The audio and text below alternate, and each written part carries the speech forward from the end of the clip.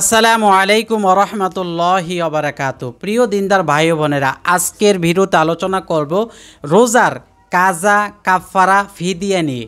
যারা পবিত্র মাহে রমজানে অসুস্থতার কারণে রোজা রাখতে পারেন নাই, অথবা ইচ্ছাকৃতভাবে রোজা ভেঙে ফেলছেন, অথবা ইচ্ছাকৃতভাবে ভাঙ্গেন নাই, অসুস্থ হয়েও ভাঙ্গেন নাই, ভুলক্রমে ভেঙে ফেলছেন, এই তিনোটা অবস্থায় আপনি কি রোজা কাজা করবেন না কাফারা করবেন নাকি ফিদিয়া দিবেন, এ টু জেড বিষয়গুলো আজকের ভিডিওতে আলোচনা করবে ইনশাআল্লাহ।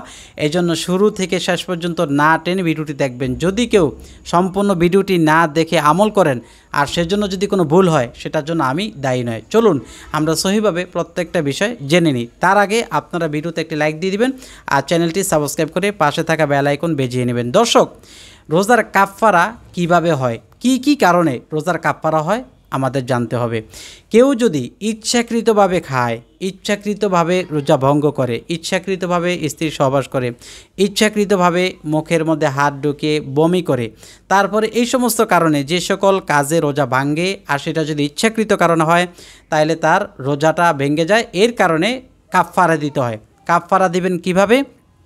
একটা রোজার কারণে 60টা রোজা রাখতে হবে লাগাতার, বিরতিহীনভাবে, কোনো বিরতি দিতে পারবেন না। 5টা রোজা রেখে অথবা 50টা রেখে যদি একটা রোজা ভাঙেন, তাহলে আবার পুনরায় 1 থেকে 60টা রোজা আপনাকে রাখতে হবে।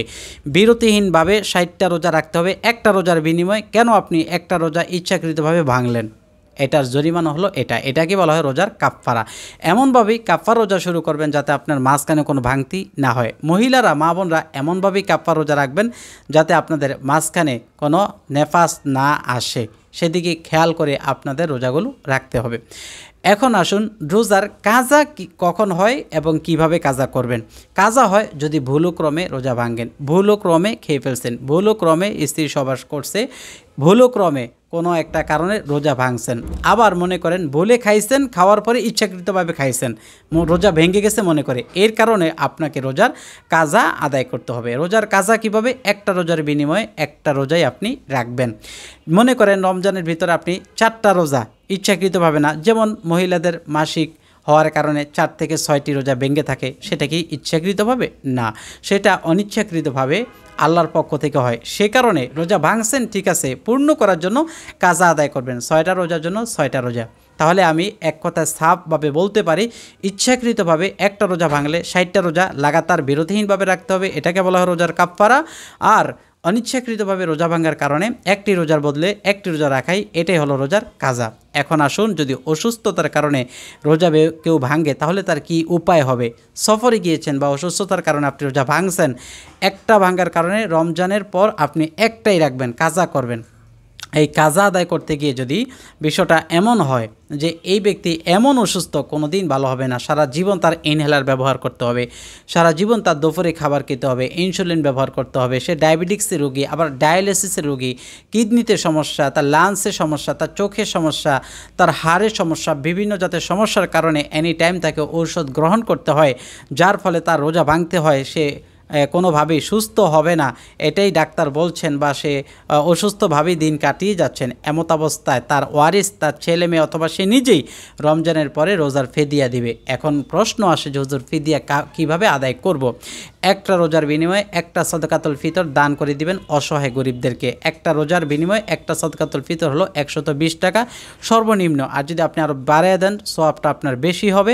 তো 120 টাকা একটা রোজার বিনিময়ে আপনি দান করে দিবেন, অথবা একজন মিসকিনকে আপনি 2 বেলা খাওয়াই দিবেন, তাহলেও আপনার একটা রোজার বিনিময়ে হয়ে যাবে। তবে একটা রোজার বিনিময়ে একটা মিসকিনকে প্রত্যেক দিন একটা মাদ্রাসার তালিবুল ইলমকে খাওয়াই দিবেন, বিষয়টি এমন করলে হবে না। বা আপনার সবগুলো রোজার ফিদিয়া একজনকে দিয়ে দিলে হবে না, বিভিন্নভাবে বিভিন্ন জনকে দিতে হবে। আশা করি আমি ফিদিয়ার মাসলাটাও আপনাদেরকে বুঝাইতে পেরেছি। এরপরে কথা হলো, যেই কারণে ফিদিয়া দিলেন, যে অসুস্থ ব্যক্তির কারণে, আল্লাহ পাকের রহমে কোনো একদিন এই অসুস্থ ব্যক্তি সুস্থ হয়ে গেল, তাহলে আপনি কী করবেন? অসুস্থ ব্যক্তি যদি কোনো একদিন সুস্থ হয়ে যায়, তাহলে সুস্থ হওয়ার পরপরই তার ওই পেছনের রোজাগুলো কাজা আদায় করতে হবে।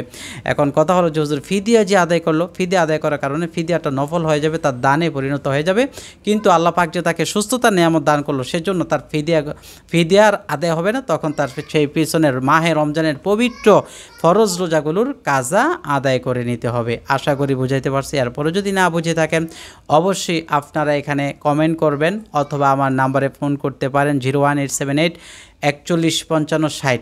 আর এই নাম্বারই আপনাদের রোজার কাফফারা কাজা ফিদিয়া আমাদের মাদ্রাসা অসহায় এতিম বাচ্চাদেরকে দান করে আদায় করতে পারেন সহিভাবে।